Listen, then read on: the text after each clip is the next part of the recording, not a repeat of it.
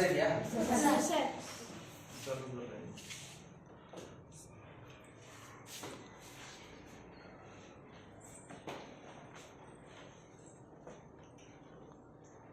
ನೋಡಿ ಮಕ್ಕಳೇ, ಇವತ್ತು ನಾನು ಆಮ್ಲಗಳು, ಪ್ರತ್ಯಾಮ್ಲಗಳು ಮತ್ತು ಲವಣಗಳು ಎನ್ನುವಂತಹ ಒಂದು 7ನೇ ತರಗತಿ ಪಾಠವನ್ನ ಮಾಡ್ತಾ ಇದ್ದೇನೆ. ಇದರಲ್ಲಿ ವಿಶೇಷವಾಗಿ ಆಮ್ಲಗಳನ್ನ ನೀವು ನೈಸರ್ಗಿಕವಾಗಿ ನಿಮ್ಮ ಮನೆಯಲ್ಲೂ ಕೂಡ ನೋಡಿರ್ತೀರಿ. ಆಮ್ಲಗಳು ಎಲ್ಲಿ ಅಂತ ನಿಮ್ಗೆ ಇನ್ನೂ ಗೊತ್ತಿಲ್ಲ ಅಲ್ವಾ? ಆಮ್ಲಗಳು ಎಲ್ಲೆಲ್ಲಿ ಇರುತ್ತೆ ಅನ್ನೋದಾದ್ರೆ, ಒಂದೇದು ನಿಂಬೆ ಹಣ್ಣಲ್ಲಿ ಇರುತ್ತೆ. ನಿಂಬೆ ಹಣ್ಣು ನೋಡಿದಾರಲ್ವಾ? ನಿಂಬೆ ಹಣ್ಣಲ್ಲಿ ಇರುತ್ತೆ. ಅದೇ ರೀತಿ ಮೊಸರಲ್ಲಿರುತ್ತೆ, ಮತ್ತು ಕಿತ್ತಳೆ ಹಣ್ಣಲ್ಲಿರುತ್ತೆ, ಮತ್ತು ಹುಣಸೆ ಹಣ್ಣಲ್ಲಿರುತ್ತೆ. ಇದರಿಂದ ನಿಮ್ಗೆ ಏನ್ ಗೊತ್ತಾಗ್ತಾ ಇದೆ? ಈ ತರದ ಹಣ್ಣುಗಳು ಯಾವ ರೀತಿ ಇದಾವೆ? ಇವು ಹುಳಿ ರುಚಿಯನ್ನ ಏನ್ ಮಾಡಿರ್ತವೆ? ಹೊಂದಿರ್ತವೆ. ಯಾವ್ಯಾವುದು? ನಿಂಬೆ ಹಣ್ಣು, ಕಿತ್ತಳೆ ಹಣ್ಣು, ಹುಣಸೆ ಹಣ್ಣು, ಮೊಸರು, ಇಂಥವೆಲ್ಲ ಹುಳಿ ರುಚಿಯನ್ನ ಹೊಂದಿರ್ತವೆ. ಯಾವ ಹುಳಿ ರುಚಿಯನ್ನ ಹೊಂದಿರ್ತವೋ ಅವು ಏನಪ್ಪಾ ಅಂತಂದ್ರೆ ಆಮ್ಲೀಯ ಗುಣಗಳನ್ನ ಏನ್ ಮಾಡ್ತವೆ? ತೋರಿಸ್ತವೆ. ಅರ್ಥ ಆಯ್ತಾ? ಅದರಲ್ಲಿ ವಿಶೇಷವಾಗಿ ಈಗ ನಿಂಬೆ ಹಣ್ಣು ಮತ್ತೆ ಕಿತ್ತಳೆ ಹಣ್ಣುಗಳಲ್ಲಿ ಯಾವ ರೀತಿ ಆಸಿಡ್ ಇರುತ್ತಪ್ಪ ಅಂತಂದ್ರೆ ಸಿಟ್ರಿಕ್ ಆಸಿಡ್ ಅಂತ ಇರುತ್ತೆ, ಸಿಟ್ರಿಕ್ ಆಮ್ಲ ಅಂತ. ಅರ್ಥ ಆಯ್ತಾ? ಹುಣಸೆ ಹಣ್ಣಲ್ಲಿ ಯಾವ ರೀತಿ ಆಮ್ಲ ಇರುತ್ತಪ್ಪ ಅಂತಂದ್ರೆ ಟಾರ್ಟಾರಿಕ್ ಆಮ್ಲ ಅಂತ ಇರುತ್ತೆ. ಅರ್ಥ ಆಯ್ತಾ? ಇನ್ನೊಂದು ವಿಚಾರ ಗೊತ್ತಾ? ಪಾಲಕ್ ಸೊಪ್ಪು ಕೂಡ ಜಾಸ್ತಿ ಒಂದು ದಿವಸ ಬಿಟ್ಟು ಇದು ಮಾಡಿದ್ರೆ, ಅದನ್ನ ಯೂಸ್ ಮಾಡಕ್ ಹೋದ್ರೆ ಅದು ಕೂಡ ಹುಳಿ ಬಂದಿರುತ್ತೆ. ಅದರಲ್ಲಿ ಆಕ್ಸಾಲಿಕ್ ಆಮ್ಲ ಅಂತ ಇರುತ್ತೆ. ಯಾವ ಆಮ್ಲ? ಅರ್ಥ ಆಯ್ತಾ? ಮೊಸರಲ್ಲಿ ಯಾವ ರೀತಿ ಆಮ್ಲ ಇರುತ್ತಪ್ಪ ಅಂದ್ರೆ ಲ್ಯಾಕ್ಟಿಕ್ ಆಮ್ಲ ಅಂತ ಇರುತ್ತೆ. ಯಾವುದು? ಹೀಗೆ ಹುಳಿ ರುಚಿಯನ್ನ ಹೊಂದಿರತಕ್ಕಂತ ಈ ಆಮ್ಲಗಳು, ಈ ಆಮ್ಲ ಅನ್ನುವಂತಹ ಪದ ಲ್ಯಾಟಿನ್ ಭಾಷೆಯ ಆಸಿರೆ ಎನ್ನುವಂತ ಪದದಿಂದ ಬಂದಿದೆ. ಯಾವುದರಿಂದ? ಲ್ಯಾಟಿನ್ ಭಾಷೆಯ ಆಸಿರೆ. ಅರ್ಥ ಆಯ್ತಾ? ಆಮ್ಲಗಳ ಗುಣಗಳನ್ನು ಹೇಳೋದಾದ್ರೆ ಇವು ಹುಳಿ ರುಚಿಯನ್ನ ಹೊಂದಿರ್ತವೆ ಹಾಗೂ ಸಂಪ್ರಾಕ್ಷಕ ಗುಣಗಳನ್ನ ಹೊಂದಿರ್ತವೆ. ಅಂದ್ರೆ ಏನಪ್ಪಾ ಅಂತಂದ್ರೆ ಚರ್ಮದ ಮೇಲೆ ಬಿದ್ರೆ ಏನಾಗುತ್ತೆ? ಗುರಿ ಬರುತ್ತೆ, ಜೊತೆಗೆ ಚರ್ಮ ಹಾನಿ ಆಗುತ್ತೆ. ಅರ್ಥ ಆಯ್ತಾ? ಸಂಸ್ಕಾರಕ ಗುಣವನ್ನ ಹೊಂದಿರುತ್ತೆ.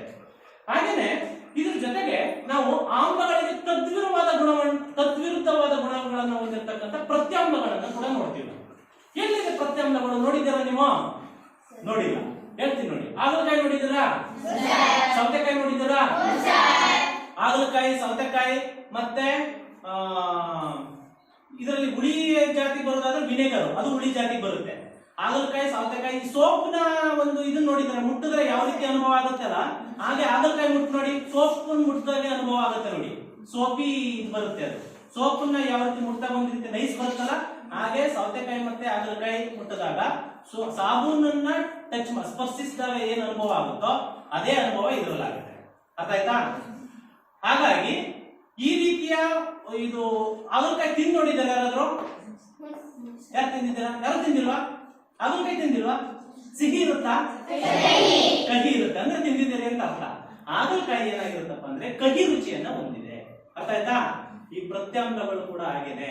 ಪ್ರತ್ಯಾಮ್ಲಗಳು ಕಹಿ ರುಚಿಯನ್ನ ಹೊಂದಿರ್ತವೆ. ಪ್ರತ್ಯಾಮ್ಲಗಳು ಕಹಿ ರುಚಿಯನ್ನ ಹೊಂದಿರ್ತವೆ. ಅರ್ಥ ಆಯ್ತಾ? ಆಮ್ಲಗಳ ವಿರುದ್ಧ ಗುಣಗಳನ್ನ ಪ್ರತ್ಯಾಮ್ಲಗಳು ಹೊಂದಿರ್ತವೆ. ಆಮ್ಲಗಳ ಗುಣಗಳು ಹುಳಿ ರುಚಿಯನ್ನು ಹೊಂದಿದ್ರೆ ಇವು ಕಹಿ ರುಚಿಯನ್ನ ಹೊಂದಿರ್ತವೆ. ಇದು ಆಮ್ಲನ ಪ್ರತ್ಯಾಮ್ಲನ ಅಂತ ಇಂಡಿಕೇಟ್ ಮಾಡೋದು ಹೇಗೆ? ಅದಕ್ಕೋಸ್ಕರ ನಮ್ಮಲ್ಲಿ ಕೆಲವೊಂದು ನೈಸರ್ಗಿಕ ಸೂಚಕಗಳಿವೆ. ಏನಿವೆ? ನೈಸರ್ಗಿಕ ಸೂಚಕಗಳು. ಆಮ್ಲ ಗುಣಗಳನ್ನು ಹೊಂದಿರುವಂತವು ಕೆಂಪು ಬಣ್ಣವನ್ನ ಪ್ರದರ್ಶನ ಮಾಡಿದ್ರೆ, ಪ್ರತ್ಯಾಮ್ಲೀಯ ಗುಣಗಳನ್ನು ಹೊಂದಿರತಕ್ಕಂಥವು ನೀಲಿ ಬಣ್ಣವನ್ನು ಏನ್ ಮಾಡ್ತವೆ? ಪ್ರದರ್ಶನ ಮಾಡ್ತವೆ. ಈಗ ನಾವು ಅದರಲ್ಲಿ ವಿಶೇಷವಾಗಿ ಆಮ್ಲಗಳಲ್ಲಿ ನಾವು ಆಮ್ಲಗಳ ವಿಷಯಕ್ಕೆ ಬರೋದಾದ್ರೆ ನಾನು ಹೈಡ್ರೋಕ್ಲೋರಿಕ್ ಆಮ್ಲವನ್ನ ಇಲ್ಲಿ ತಂದಿದ್ದೀನಿ. ಯಾವುದು? ಹೈಡ್ರೋಕ್ಲೋರಿಕ್ ಆಮ್ಲವನ್ನ ತಂದಿದ್ದೀನಿ ನೋಡಿ, ಹೈಡ್ರೋಕ್ಲೋರಿಕ್ ಆಸಿಡ್. ಹಾಗೆ ಪ್ರತ್ಯಾಮ್ಲವನ್ನ ಇಂಡಿಕೇಟ್ ಮಾಡುವಂತಹ ಸೋಡಿಯಂ ಹೈಡ್ರಾಕ್ಸೈಡ್ ಅನ್ನು ತಂದಿದ್ದೀನಿ. ಯಾವುದು? Sodium hydroxide. ಈ ಸೋಡಿಯಂ ಹೈಡ್ರಾಕ್ಸೈಡ್ ಅಂತ ಹೇಳಿದ್ರೆ OH ಗುಂಪನ್ನ ಯಾವ್ಯಾವ ಹೊಂದಿರ್ತಾವ? OH ಗುಂಪು sodium hydroxide, calcium hydroxide, magnesium hydroxide, ಈ ರೀತಿ OH ಗುಂಪನ್ನ ಯಾವ ಹೊಂದಿರ್ತಾವ ಅವು ವಿಶೇಷವಾಗಿ ಯಾವುದನ್ನ ಸೂಚಿಸ್ತಾ ಇರ್ತವೆ ಅಂದ್ರೆ ಪ್ರತ್ಯಾಮ್ಲೀಯ ಗುಣಗಳನ್ನ ಸೂಚಿಸ್ತಾ ಇರ್ತವೆ. ಅರ್ಥ ಆಯ್ತಾ? ಈಗ ಇದು ನಾನು ಸೋಡಿಯಂ ಹೈಡ್ರಾಕ್ಸೈಡ್ ಅನ್ನು ಇದ್ರೊಳಗಡೆ ಇಟ್ಕೊಂಡಿದ್ದೀನಿ. ಇದು ನಾನು ಕೆಂಪು ಲಿಟ್ಮಸ್ ಪೇಪರ್, ಇದು ಕಾಣಿಸ್ತಿದೆಯಲ್ಲ, ಇದನ್ನ ನಾನು ಕೆಂಪು ಲಿಟ್ಮಸ್ ಪೇಪರ್ ಅನ್ನ ಇದಕ್ಕೆ ಹಾಕ್ತಾ ಇದ್ದೀನಿ. ನೋಡಿ ಯಾವ ಬಣ್ಣ ಬಂತು? ನೀಲಿ ಬಣ್ಣ ಬಂತ. ಅಂದ್ರೆ ಇದು ಯಾವ ಗುಣವನ್ನ ಹೊಂದಿದೆ ಅಂತ ಅರ್ಥ? ಪ್ರತ್ಯಾಮ್ಲೀಯ ಗುಣವನ್ನ ಹೊಂದಿದೆ ಅಂತ ಅರ್ಥ. ಅರ್ಥ ಆಯ್ತಾ?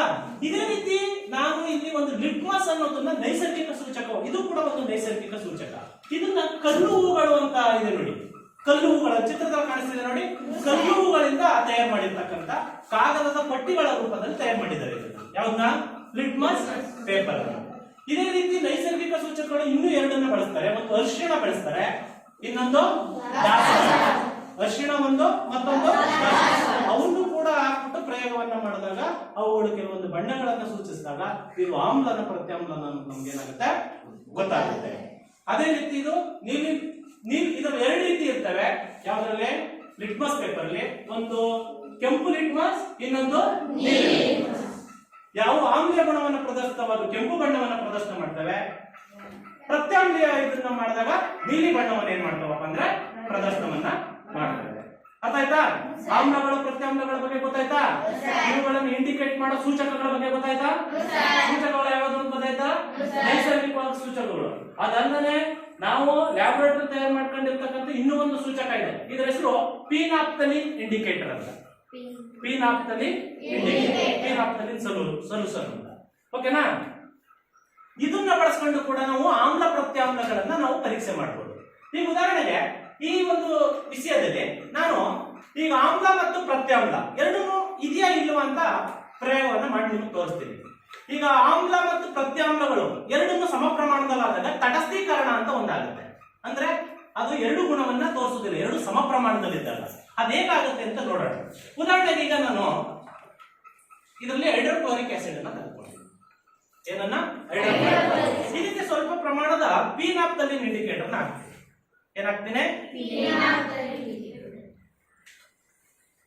ನೋಡಿ, ಫಿನಾಪ್ತಲೀನ್ ಇಂಡಿಕೇಟರ್ ಆಗ್ತಾ ಇದೆ ಸ್ವಲ್ಪ ಪ್ರಮಾಣದ. ಓಕೆನಾ?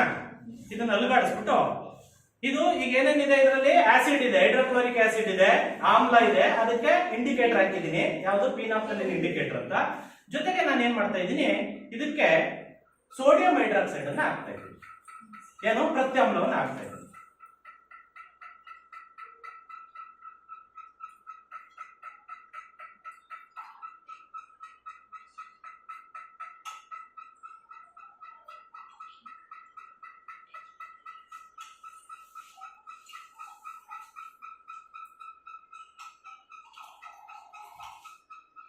ಯಾವ ಬಣ್ಣ ಬಂತು?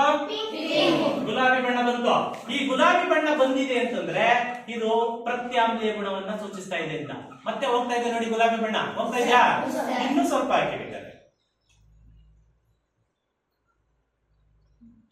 ನೋಡಿ, ಬಂತಾ?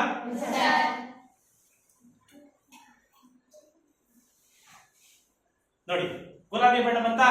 ಇದು ಪ್ರತ್ಯಾಮ್ಲೀಯ ಗುಣವನ್ನ ಸೂಚಿಸ್ತಾ ಇದೆ. ಈಗ ಇದು ಮತ್ತೆ ಆಮ್ಲೀಯ ಗುಣವನ್ನ ಸೂಚಿಸುತ್ತೆ ಅನ್ಬೇಕಾದ್ರೆ ನಾವೇನ್ ಮಾಡ್ಬೇಕಂದ್ರೆ ಹೈಡ್ರೋಕ್ಲೋರಿಕ್ ಆಸಿಡ್ ಅನ್ನ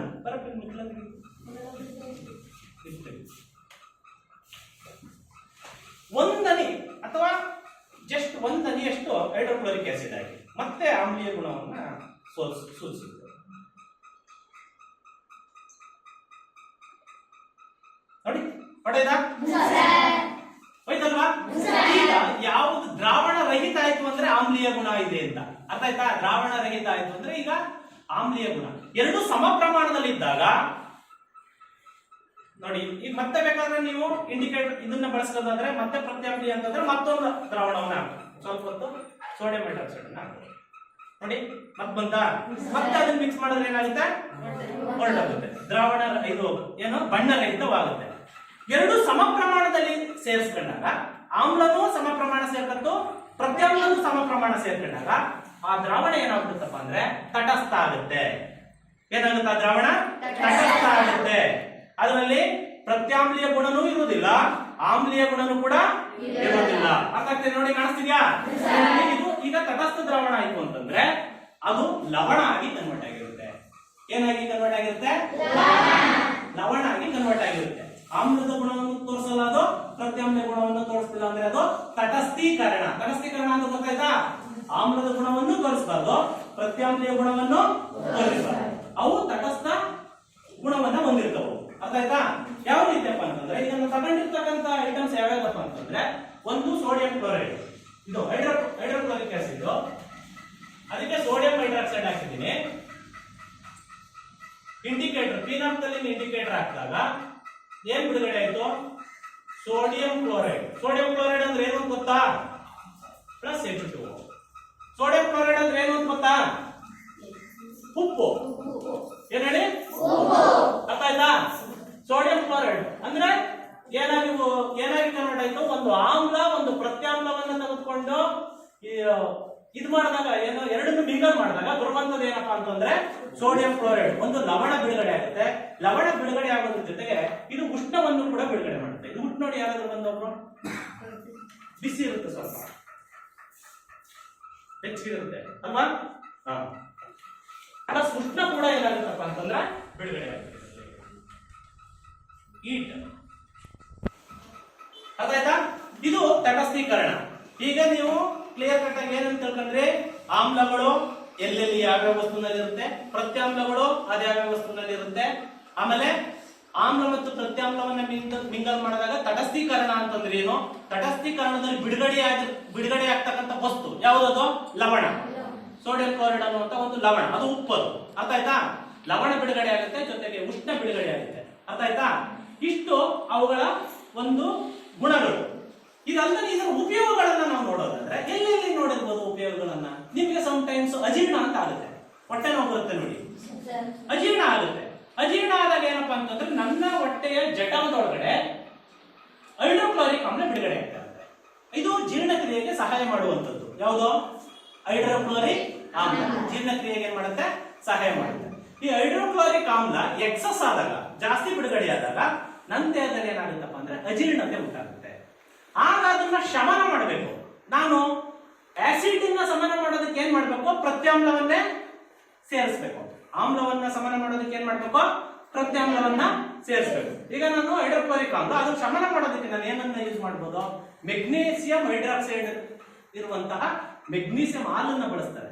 ಈ ಇನೋ ಅನ್ನುವಂಥದ್ರಲ್ಲೆಲ್ಲ ಇನೋ ನೋಡಿದ್ರೆ ಕುಡಿದಿದ್ರಲ್ಲ, ಅದಾಗಿ ಮೆಗ್ನೀಸಿಯಂ ಹೈಡ್ರಾಕ್ಸೈಡ್ ಸಂಬಂಧಪಟ್ಟಂತ ಐಟಮ್ಸ್, ಹೈಡ್ರಾಕ್ಸೈಡ್ ಗ್ರೂಪ್ ಇರುವಂತ ಒಂದು ಐಟಮ್ ಅನ್ನ ತೆಗೆದುಕೊಂಡು ಅದನ್ನ ಏನ್ ಮಾಡ್ತಾರಪ್ಪ ಅಂತಂದ್ರೆ ಅದನ್ನ ನಾನು ತೆಗೆದುಕೊಂಡಾಗ ಆಸಿಡ್ ನನ್ನ ಹೊಟ್ಟೆ ಒಳಗಡೆ ಜಾಸ್ತಿ ಆದಾಗ ಆ ಮೆಗ್ನೀಸಿಯಂ ಹಾಲನ್ನ ನಾನು ಉಪಯೋಗ ಮಾಡಿದಾಗ ಅದೇನ್ ಮಾಡುತ್ತೆ? ಅಜೀರ್ಣವನ್ನ ಅಂದ್ರೆ ಆ ಆಮ್ಲವನ್ನ ಏನ್ ಮಾಡುತ್ತೆ? ತಟಸ್ಥಗೊಳಿಸುತ್ತೆ. ಏನ್ ಮಾಡುತ್ತೆ? ತಟಸ್ಥೀಕರಣದ ಒಂದು ಉಪಯೋಗ. ತಟಸ್ಥೀಕರಣದ ಒಂದು ಉಪಯೋಗ. ಇನ್ನೊಂದು ಇರುವೆ ಇರುತ್ತಲ್ಲ, ಇರುವೆ ಕತ್ತ ಉರಿತದ ನೋಡಿ. ನನ್ನ ಎಲ್ಲೇ ಇರುವೆ ಕತ್ತೆ ನನ್ನ ದೇಹದ ಭಾಗ ಉರಿಯುತ್ತ ಇಲ್ಲ. ಯಾಕಪ್ಪ ಉರಿಯುತ್ತದ ಇರುವೆ ಕತ್ತಾಗ ಅಂದ್ರೆ ಇರುವೆ ಹೊಟ್ಟೆ ಒಳಗಡೆ ಏನಿರುತ್ತಪ್ಪ ಅಂದ್ರೆ ಫಾರ್ಮಿಕ್ ಆಸಿಡ್ ಇರುತ್ತೆ. ಆಸಿಡ್ ಇರುತ್ತೆ. ಯಾವ ಆಸಿಡ್? ಫಾರ್ಮಿಕ್ ಆಸಿಡ್ ಏನ್ ಮಾಡುತ್ತಪ್ಪ ಅಂತಂದ್ರೆ ನನ್ನ ದೇಹದೊಳಗೆ ಇಂಜೆಕ್ಟ್ ಆದಾಗ ನನಗೆ ಉರಿ ಸ್ಟಾರ್ಟ್ ಆಗುತ್ತೆ. ತಕ್ಷಣ ನೀವು ಉರಿ ಹೋಗಿಸ್ಕೋಬೇಕಾ? Sodium hydroxide. ಇಲ್ಲ ಅಂದ್ರೆ ಅಡಿಗೆ ಸೋಡಾ ಇರುತ್ತೆ ನೋಡಿ ಮನೇಲಿ, ಆ ಅಡಿಗೆ ಸೋಡಾವನ್ನ ತೇವ ಮಾಡ್ಬಿಟ್ಟು ಆ ಭಾಗ ಹಚ್ಬಿಟ್ರೆ ನಿಮ್ಗೆ ಏನಾಗುತ್ತೆ? ಉರಿಯೂತ ಕಡಿಮೆ ಆಗುತ್ತೆ. ಉರಿಯೂತ ಏನಾಗುತ್ತೆ? ಕಡಿಮೆ ಆಗುತ್ತೆ. ಅರ್ಥಾಯ್ತಾ? ಇದು ತಟಸ್ಥೀಕರಣದ ಮತ್ತೊಂದು ಉಪಯೋಗ. ಅರ್ಥಾಯ್ತಾ? ಆಸಿಡ್ ಏನಾದ್ರು ಜಾಸ್ತಿ ಆಗ್ಬಿಟ್ರೆ, ವಾತಾವರಣದಲ್ಲಿ ಆಮ್ಲ ಏನಾದ್ರು ಜಾಸ್ತಿ ಆಗ್ಬಿಟ್ರೆ ಆಮ್ಲ ಮಳೆ ಅಂತ ಬಿಡುಗಡೆ ಆಗುತ್ತೆ. ಅರ್ಥ ಆಯ್ತಾ? ಆಮ್ಲ ಮಳೆ ಅಂತ ಬಿಡುಗಡೆಯಾಗಿ ಇದು ಏನಪ್ಪಾ ಅಂತಂದ್ರೆ ಈ ತಾಜ್ ಮಹಲ್ ಅಂತ ಕಟ್ಟಡಗಳ ಮೇಲೆ ಅಲ್ಲೆಲ್ಲ ಈಗೆಲ್ಲ ಇದಾಗ್ತಿದೆ. ಅದು ಅಮೃತ ಶಿಲೆ ಮೇಲೆ ಅವುಗಳ ಮೇಲೆ ಬಿದ್ದು ತಾಜ್ ಮಹಲ್ ಅಂತ ಕಟ್ಟಡದಲ್ಲಿ ಏನಾಗಿದೆ ಅಂತಂದ್ರೆ ಬಿರುಕು ಅಂದ್ರೆ ಒಂದು ಚುಕ್ಕೆ ಬಿದ್ದುಬಿಟ್ಟಿದೆ, ಹಾಳಾಗ್ತಾ ಇದೆ. ಅರ್ಥ ಆಯ್ತಾ? ಯಾವಾಗ ಆಸಿಡ್ ಅನ್ನೋದು ಜಾಸ್ತಿ ಆದ್ರೆ, ಆಸಿಡ್ ಜಾಸ್ತಿ ಆದ್ರೆ ಆಮ್ಲ ಮಳೆ ಕ್ರಿಯೇಟ್ ಆಗುತ್ತೆ. ಅದು ವಾತಾವರಣದಲ್ಲಿ ಜಾಸ್ತಿ ಆಗ್ತಂಗೆ ನೋಡ್ಕೋಬೇಕಾದದ್ದು ನಿಮ್ಮೆಲ್ಲರ ಕರ್ತವ್ಯ. ಈಗ ನಿಮ್ಗೆ ಆಮ್ಲಗಳು, ಪ್ರತ್ಯಾಮ್ಲಗಳು, ತಟಸ್ಥೀಕರಣದ ಉಪಯೋಗಗಳು ಮತ್ತು ಆಸಿಡ್ ಅದು ಎಕ್ಸಸ್ ಆದ್ರೆ ಅದರಿಂದ ಆಗುವಂತ ತೊಂದರೆಗಳ ಬಗ್ಗೆ ನೀವು ಇವತ್ತಿನ ಪಾಠದಲ್ಲಿ ತಿಳ್ಕೊಂಡಿದ್ದೀರಿ. ಅರ್ಥ ಆಗಿದೆ ಅಲ್ವೇ? ಧನ್ಯವಾದ. ನಿಮ್ಗೆ ಏನಾದ್ರು ಅರ್ಥ ಆಗಲಿಲ್ಲ ಅಂದ್ರೆ